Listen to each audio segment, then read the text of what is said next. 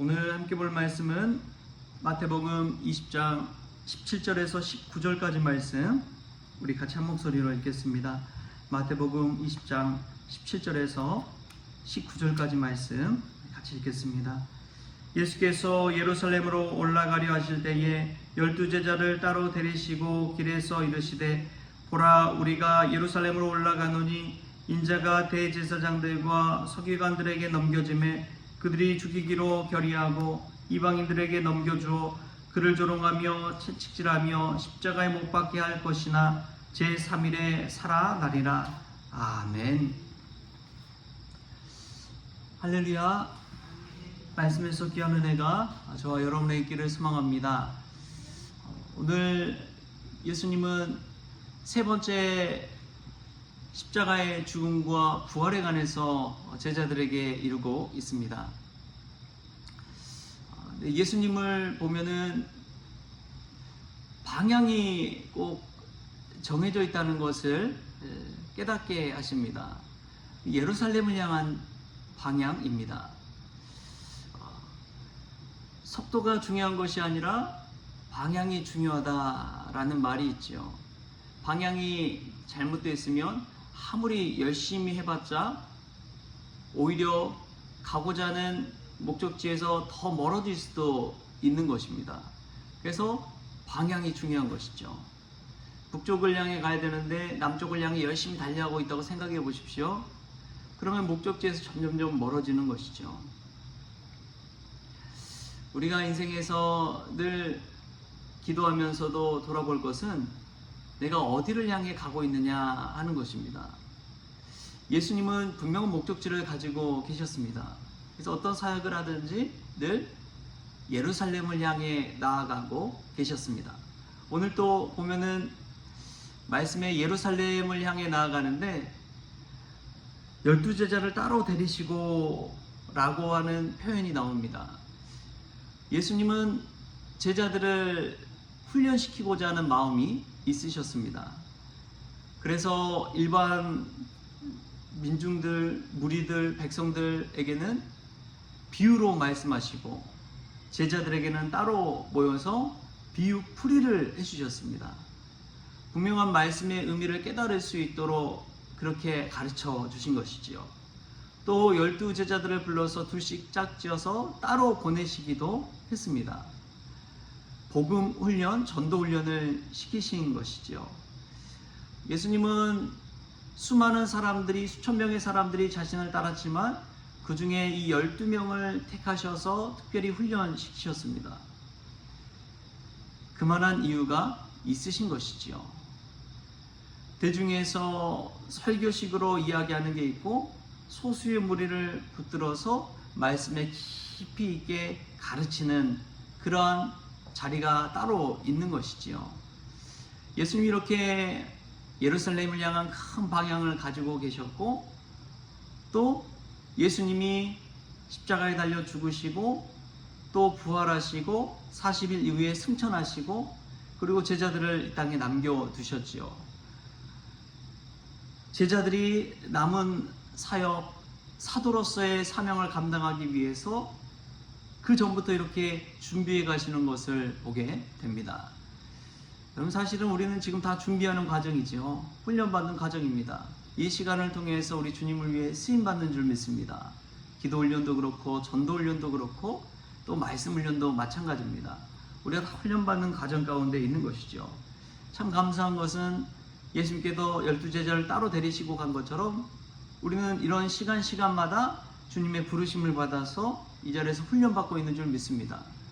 주님의 부르심 아래서 우리가 생활한다는 것만큼 특별한 은혜는 없는 것이죠. 12제자 안에 들어간다는 것만큼 귀한 은혜가 있을까요? 수많은 예수님을 믿는다고 하는 이들도 있지만 정말 예수님의 삶을 따라서 십자가를 지는 이들, 그들을 통해서 복음이 더 확장되는 것이고 예수님의 뜻이 이 땅 가운데 이루어지는 줄 믿습니다. 오늘 보면은 이 예루살렘으로 올라간다라는 표현이 두 차례에 걸쳐서 나오고 있습니다. 우리 17절, 18절 말씀 같이 한번 읽어볼까요? 시작. 예수께서 예루살렘으로 올라가려 하실 때에 12 제자를 따로 데리시고 길에서 이르시되 보라 우리가 예루살렘으로 올라가노니 인자가 대제사장들과 서기관들에게 넘겨짐에 그들이 죽이기로 결의하고. 여러분, 예루살렘에 올라간다는 표현이 계속해서 반복해서 나오죠. 그리고 예수님이 제자들에게 십자가의 죽음과 부활에 관해서 세 번째 이루고 계신 말씀입니다. 세 번째 알려주고 있어요. 마태복음 16장에서 한번, 17장에서 한번, 그리고 오늘 20장에서 한번 예수님은 십자가의 죽음과 부활에 관해서 제자들에게 세 번이나 알려주고 있습니다. 세 번을 반복한다는 것은 그만큼 중요하다는 것이죠. 예수님은 빅픽처십니다. 큰 그림을 그리고 가시고 계신 거예요. 그러기 위해서 제자들을 훈련시키는 방법이 반복학습입니다. 이 반복학습을 통해서 제자들에게 제대로 알려주시고 알고 있는지 다시금 확인하시는 것이고 다시금 이 말씀을 제자들이 깨달을 수 있도록 그렇게 반복하시는 것이죠. 유대인들에게 있어서 이 반복학습은 그냥 일상화되어 있습니다. 어렸을 적부터 성경 교육을 하는데 반복해서 가르칩니다. 3세부터는 히브리어 알파벳 그리고 토라 암송하는 것을 시작합니다. 5세부터는 토라를 직접적으로 배우기 시작하고 10세 이후부터는 미시나라고 해서 토라를 이제 해석하고 풀어주는 주석서 같은 것들을 보게 됩니다. 그러면서 우리가 잘 아는 탈무드도 가르쳐 주는 것이지요. 스토리 이야기 형식으로 아이들에게 교육시키는 것입니다. 그런 교육을 반복 학습을 통해서 계속해서 암송하게 하는 것이지요. 한 번 모르면 두 번, 두 번 모르면 세 번 계속해서 반복 학습을 통해 뇌에 각인시키는 것이지요. 잠언 22장 6절 말씀, 마땅히 가야 할 길을 아이에게 가르치라. 그리하면 늙어도 그 길을 떠나지 아니하리라. 아이들에게 마땅히 갈 바를 계속해서 반복 학습을 통해서 알려주는 것입니다. 믿음의 울타리를 지어주는 거예요. 그래서 아이들이 이 길을 떠나지 않도록 반복해서 훈련시키신 것입니다. 반복의 힘은 참 대단한 것이죠. 아무리 모르던 사람들요, 잘 못 외우는 사람도요, 반복해서 가르치다 보면은 그게 머릿속에 남는 법이에요. 매일매일 꾸준히 하는 사람을 감당할 수 있는 사람은 없습니다. 전문가가 되는 과정은 반복 학습 외에는 없어요. 여러분, 야구 선수들이 얼마나 배트를 휘두르는 훈련을 그렇게 많이 합니까? 프로축구 선수들이 얼마나 공을 많이 튀기나요?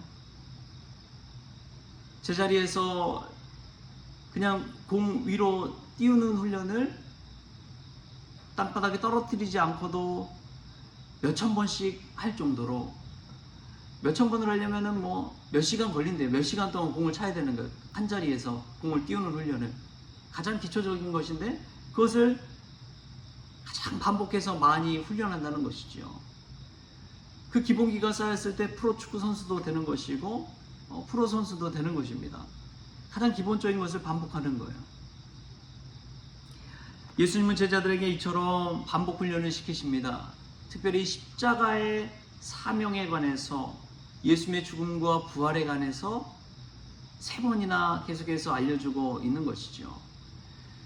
여러분, 말씀드리면서 계속해서 이야기하는 그 말씀 꼭 귀담아 들으십시오. 성경을 읽으면서 계속해서 나오는 그 말씀 마음에 새기십시오. 그 말씀이 생명의 말씀이기 때문에 그렇습니다. 예수님은 이 십자가의 죽음과 부활을 제자들에게 계속해서 반복해서 알려주고 있는 것이죠. 우리도 날마다 이 반복의 힘을 통해서 주의 말씀을 가슴에 새길 수 있길 바랍니다. 마음의 비석, 신비에 새기셔서 내 기분과 상황에 따라 사는 것이 아니라 이 말씀, 새겨진 말씀에 따라서 살아가는 그런 저와 여러분 될 수 있기를 축복합니다. 오늘 제자들에게 이 말씀을 이루시는 예수님을 볼 때 예수님은 빅픽처셨구나 라는 것을 깨닫습니다. 큰 그림을 그리고 계신 거예요. 전투에서 아무리 승리해도 전쟁에서 이기지 않으면 소용이 없습니다. 러시아, 우크라이나 전쟁을 하고 있잖아요. 근데 그 안에서 얼마나 소소한 전투들이 많이 일어나고 있어요. 근데 전투에서 몇 번 승리했다고 전쟁에서 이기는 것이 아니라는 것이죠. 전쟁에서 이기는 것이 중요합니다. 큰 비전을 그리고 큰 그림을 그리면서 나아가는 것이 중요합니다. 그것을 그 방향을 잃어버리고 살아갈 때 사람은 흐지부지 돼 버리는 것이죠. 인생에도 그런 것들이 똑같이 적용됩니다. 인생에 분명한 큰 목적이 있잖아요. 그리고 중간중간에 이루는 목표들이 있습니다. 예를 들면 학생들은 수능 시험 잘 보는 것이 목표가 될 수 있겠죠. 대학 잘 들어가는 것이 목표가 될 수 있겠죠. 취업 잘하는 것이 목표가 될 수 있겠죠. 결혼하는 것이 목표가 될 수 있겠죠. 그런데 그것이 목적이 될 수는 없는 것입니다. 하나하나의 통과 지점일 뿐이지 그게 목적이 될 수 없어요. 크리스천의 가장 큰 목적이 무엇입니까? 영원한 생명을 얻는 것입니다. 구원을 얻는 것이에요.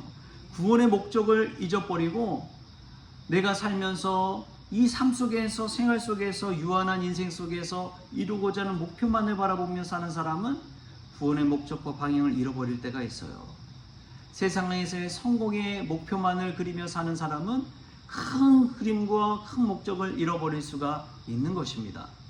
오늘 예수님은 수많은 사역과 여러 가지 일들을 다 행하셨지만 큰 목적, 십자가의 죽음과 부활, 제자들에 대한 그 사역 훈련과 구원, 이러한 큰 그림을, 큰 목적을 잊지 않으시고 제자들에게 알려주고 계신 것이죠. 여러분, 때로는 전투에서 패배하고 있습니까? 때로는 목표 가운데 흔들리고 있습니까? 그러나 우리가 큰 영생의 구원의 큰 목적을 향해 나아가고 있다는 사실을 기억하십시오. 이 땅 가운데 성공이 끝이 아니라 영원한 생명을 놓고 씨름하는 사람들이 크리스천이다 라는 것을 기억하십시오. 내가 무엇을 위해 신앙생활하는지를 잊지 마십시오. 그럴 때 우리가 사명도 감당할 수 있는 것이고 인생 가운데 있는 고난과 어려움 가운데 일희일비하지 않는 것이지요. 왜냐하면 우리에게 큰 꿈, 큰 비전, 주님의 구원이, 주님이 베풀어 주신 영생이 있기 때문에 그렇습니다. 그렇기 때문에 오늘의 고난도 기쁨으로 감당할 수가 있는 것이지요. 지금의 아픔과 슬픔도 넘어설 수 있는 것이 이러한 큰 비전과 꿈이 있기 때문에 그렇습니다. 제자들은 이 땅 가운데 예수님의 영원한 삶을 바라보면서 왕 되신 예수님, 임금 되신 예수님, 큰 힘을 가진 예수님, 그 곁에서 그냥 살 것만을 생각하면서 살았습니다. 그 이후에 보면은 알아요. 반응을 보면. 근데 예수님은 멀리 내다보셨어요. 여러분, 지금 앞에 절망, 지금 앞에 패배, 이런 거에 연연하지 아니하시고 멀리 내다볼 수 있기를 축복합니다. 큰 비전과 꿈을 바라볼 수 있는 눈이 열릴 수 있길 바랍니다. 지금의 삶이 아니라 영원한 삶을 꿈꾸는 그런 믿음의 크리스천이 됐으면 좋겠습니다. 예수님은 오늘 또 제자들에게 이 말씀을 하고 계세요. 우리도 빅픽처 되신 예수님 바라보면서 멀리 바라보고 영원한 생명과 구원을 바라보고 인생의 분명한 방향과 목적을 주님을 바라보며 설정하는 그런 믿음의 성도 될 수 있기를 주신 예수님의 이름으로 축원합니다. 기도하겠습니다. 주신 하나님 감사합니다. 오늘도 저희들 따로 불러주시고 따로 말씀 듣게 하시고 따로 기도하게 하여 주시니 감사합니다. 예루살렘을 향해 올라가신 예수님처럼 그 말씀을 3번이나 반복해서 가르쳐 주신 예수님처럼 우리들도 날마다 말씀 앞에 섭니다. 날마다 기도의 자리에 섭니다. 주님, 이 훈련을 통해서 주님께 더 가까이 나가게 하여 주옵소서. 무엇보다도 인생의 목표를 향해서 나아가기보다도 오히려 큰 인생의 목적, 영생, 구원을 향해 나아가는 저희들 될 수 있도록 주님 도와주시옵소서. 앞에 놓인 일들로 근심 걱정하기보다도 멀리 내다보면서 한 걸음 한 걸음 그 방향을 향해, 예수 방향을 향해 나아갈 수 있도록 주님 주장하여 주옵소서. 감사하며 예수님의 이름으로 기도하옵나이다. 아멘. 우리 주님이 가르치신 기도로 오늘 새벽 기도를 마치겠습니다.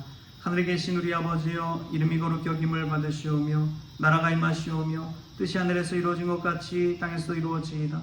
오늘 우리에게 일용할 양식을 주시옵고 우리가 우리에게 죄진 자를 사하여 준 것 같이 우리 죄를 사하여 주시옵고 우리를 시험에 들게 하지 마시옵고 다만 악에서 구하시옵소서. 나라와 권세와 영광이 아버지께 영원히 있사옵나이다.